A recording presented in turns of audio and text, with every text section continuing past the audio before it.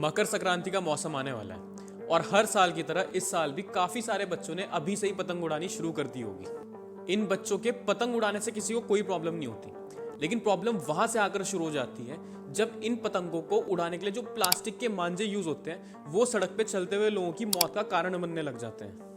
हर साल कई सारे लोगों की डेथ इस प्लास्टिक के मांझे के उनके गले में फंसने की वजह से हो जाती है। ज्यादातर ये एक्सीडेंट रोड में चल रहे टू व्हीलर्स के साथ होता है इसमें यह है कि मान लीजिए कोई इंसान बाइक में अपनी नॉर्मल स्पीड में चल रहा है और अचानक से ही ऊपर आसमान से कोई पतंग कट के आती है और उसके ठीक सामने से होती हुई गुजरती है।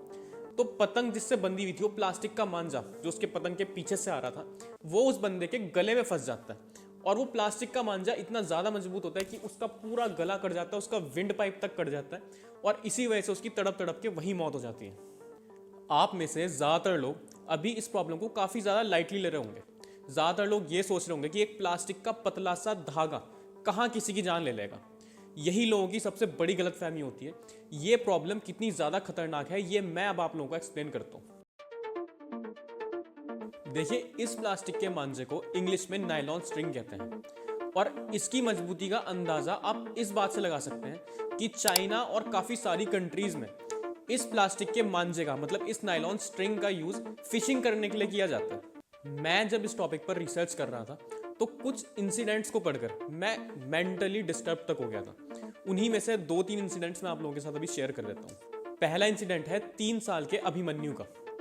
अभिमन्यु चेन्नई में अपनी फैमिली के साथ रहा करता था और एक दिन अभिमन्यु और उसके पापा बाइक में कहीं जा रहे होते हैं। अभिमन्यु बाइक में अपने पापा के आगे वाली सीट पे बैठा होता है और जाते हुए कहीं से ये प्लास्टिक का मांझा आकर अभिमन्यु के गले में फंस जाता है। अभिमन्यु के पापा ने तुरंत बाइक का ब्रेक मारा, लेकिन तब तक बहुत देर हो चुकी थी। कुछ ही सेकंड्स के अंदर उस मांझे से अभिमन्यु का गला बुरी तरीके से कट चुका था और एक्सेसिव ब्लीडिंग की वजह से अभिमन्यु की on the spot he death हो गई थी। 3 साल का अभिमन्यु सिर्फ इस प्लास्टिक के मांझे की वजह से अपने पापा की गोद में तड़प तड़प कर मर गया। दूसरा इंसिडेंट है दिल्ली से। यहाँ पर भी एक 3 साल की बच्ची थी जिसका नाम था सांची गोयल। वो अपनी फैमिली के साथ एक मूवी देखकर वापस आ रहे थे और सरप्राइजिंग बात यह है कि ये इंसिडेंट एक कार का है। सांची गोयल और उसके फैमिली वाले एक मूवी देख के कार में अपने घर वापस जा रहे थे। सांची गोयल ने अपनी मम्मी को कहा कि मुझे खिड़की से बाहर झांक कर देखना है, तो उसने अपनी गर्दन खिड़की से जस्ट बाहर निकाली। उसकी मम्मी ने भी हेल्प करी थी सांची की उसकी गर्दन खिड़की से बाहर निकालने के लिए। और जैसे ही सांची खिड़की से अपनी गर्दन बाहर निकालती है बाहर देखने के लिए, कहीं से प्लास्टिक का मांझा आकर उसकी गर्दन में फंस जाता है और उसका पूरा गला उसका अंदर तक का विंड पाइप तक काट देता है और वहीं सांची गोयल की on the spot he death हो जाती है। हॉस्पिटल भी उसको लेके जाया जाता है, लेकिन तब तक बहुत देर हो चुकी थी। वहां पे उसको डेथ डिक्लेयर कर दिया गया था। सांची गोयल के पेरेंट्स ने यह बताया था कि जैसी सांची ने अपनी गर्दन कार से बाहर निकाली तब वो दर्द से काफी तड़पी और चिल्लाई, लेकिन उसके पेरेंट्स को ये लगा कि शायद वो इंजॉयमेंट में चिल्ला रही होगी। जब उसकी मम्मी ने बाहर खून के छींटे देखे तब जाकर उनको पता चला कि ऐसा कुछ हो चुका है। और ये तो भी मैंने आप लोगों के साथ सिर्फ 2 ही इंसिडेंट शेयर किए हैं।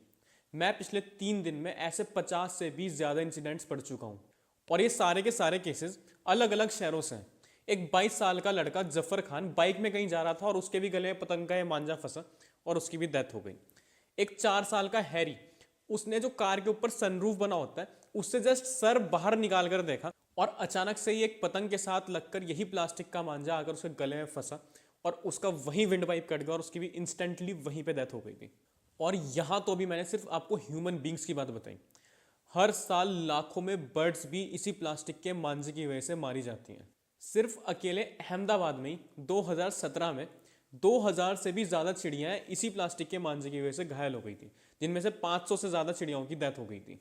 और यहाँ तक कि सड़क में चल रहे जानवर जैसे कि डॉग्स, काउस, पिग्स, ये मांझे इन लोगों के लिए भी बहुत बड़ा खतरा है। कुछ ऐसे भी केसेस सामने आते हैं कि जैसे आप लोगों ने, सब नहीं मेरे ख्याल से, कभी सड़क पे उलझा हुआ प्लास्टिक का मांझा पड़ा हुआ देखा होता होगा, या कोई खाली प्लॉट है वहां पर प्लास्टिक का मांझा होता है उलझा हुआ पड़ा हुआ।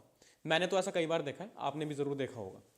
तो होता यह है कि कोई डॉग, कोई कुत्ता मान लो वहां पे गया और उसके पैर में वो मांझा अगर फंस जाता है तो जो जानवर होता है वो काफी पैनिक कर जाता है और काफी केसेस में ऐसा हो जाता है कि कुत्ते का जो पैर है वो पूरी तरीके से कट के ही अलग हो गया मांझे से बचने के चक्कर में। क्योंकि एक बार ऐसे ही केस लाइव मेरी आंखों के सामने हुआ है। एक पिग के मांझा फंस चुका था पैरों में, मतलब बुरी तरीके से उसके फंस चुका था और वो काफी पैनिक कर रहा था, यहाँ तक कि अगर हम उसे रेस्क्यू करना चाह रहे थे तो वो हम पे अटैक कर रहा था। तो फिर भी 5-6 लोगों ने मिलकर उसे पकड़ा और उसके पैरों से मांझा निकाला, लेकिन तब तक उसका पैर आधा कट के लटक चुका था। अब आप लोग ये सोच रहे होंगे कि जब ये प्लास्टिक के मांझे इतने ही ज्यादा खतरनाक है तो गवर्नमेंट इस पे बैन क्यों नहीं लगा देती।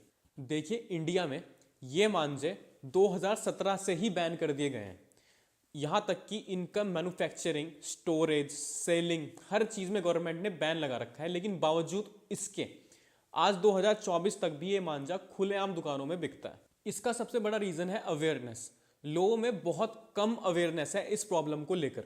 लोग काफ़ी लाइटली लेते हैं कि यार एक प्लास्टिक का मांझा है, बच्चे पतंग उड़ाते हैं, उसमें क्या ही किसी का कुछ चले जाएगा। और इसी वजह से कोई भी इन दुकानदारों की कहीं पे कंप्लेन ही नहीं करता, क्योंकि सब लोग इस प्रॉब्लम को बहुत छोटा समझकर इग्नोर कर देते हैं। सबसे बड़ा रीज़न तो इन मांझों का अभी तक बिकने का यही है, और इसके अलावा भी काफ़ी सारे छोटे छोटे रीजंस हैं। जैसे इन मांझों को सारे लोग चाइनीज़ मांझों के नाम से प्रोनाउंस करते हैं।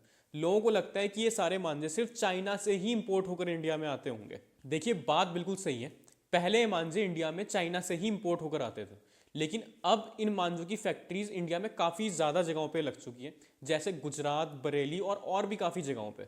2017 से पहले जब तक इन मांझों पे ऑफिशियली बैन नहीं लगा था, तब तक ये प्लास्टिक के मांझे एक मोनोकाइट नाम के ब्रांड से बिका करते थे। लेकिन जब से इन मांझों पर बैन लगा है, तब से सारे मांझे बिना किसी पैकेजिंग और लेबलिंग के बिकने लग गए हैं। ये पूरा मांझे का सामान कच्ची पर्चियों में ही बिकता है, मतलब कोई जीएसटी बिल नहीं होता, कुछ भी नहीं होता कि इन मैन्युफैक्चरर को कोई ट्रेस कर सके।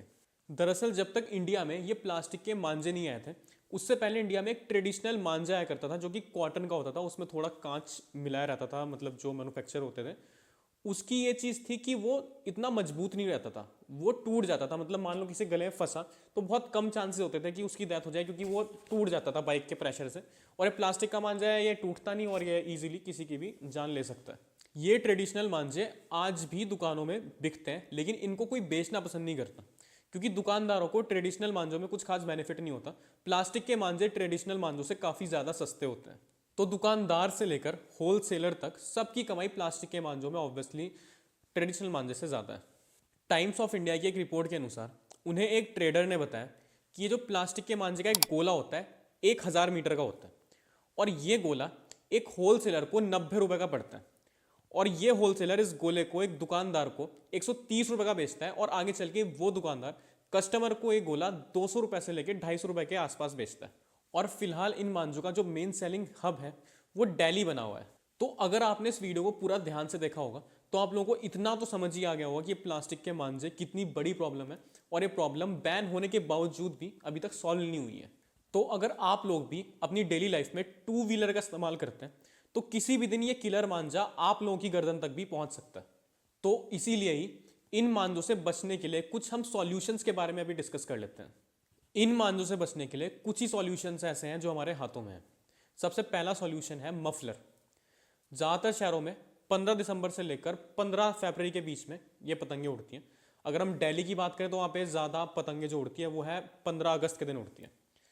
तो मफलर का हम यूज़ ऐसे कर सकते हैं कि आप अगर कहीं भी 2 व्हीलर में या कहीं पे भी बाहर निकलते हो इस टाइम पीरियड के बीच में, तो अपने गले को पूरी तरीके से मफलर से आप लोग कवर करके चलिए, ताकि अगर आपके गले में मांझा फंस भी जाए तो आप लोगों को संभलने का मौका मिल जाए। दूसरी चीज़, एक हेलमेट भी आप लोगों का पहनना इस टाइम पे बहुत ज़्यादा ज़रूरी है। एक तो एक्सीडेंट से तो बचाएगा ही, साथ में मांझों से ही बचाएगा, क्योंकि काफ़ी सारे केसेस में ऐसा होता है कि मांझा सिर्फ गले में ही नहीं फंस सकता, कान में लोगों का फंस जाता है मांझा और कान ही कट के गिर जाता है। कुछ लोगों की आंख में फंस जाता है, कुछ लोगों के होंठ कट जाते हैं, मतलब पूरा फेस यहाँ से लेके यहाँ तक का जो एरिया है वो हमको कवर करना बहुत ज़्यादा ज़रूरी है। तो हेलमेट और मफलर इस टाइम पीरियड के बीच में बिना हेलमेट और बिना मफलर के बिल्कुल भी घर से बाहर मत निकलिए। और थर्ड, जो सबसे मेन सॉल्यूशन है वो है कंप्लेंट कीजिए। कहीं भी आपको किसी भी दुकान में कोई भी ये मांझा बेचता हुआ मिले तो आप तुरंत इस मेल पर कंप्लेंट डालिए, क्योंकि अगर कोई भी ये प्लास्टिक का मांझा बेचता हुआ पकड़ा गया तो उसे section 188 of Indian penal code के तहत 5 साल की जेल और 1 लाख रुपए फाइन भरना पड़ेगा।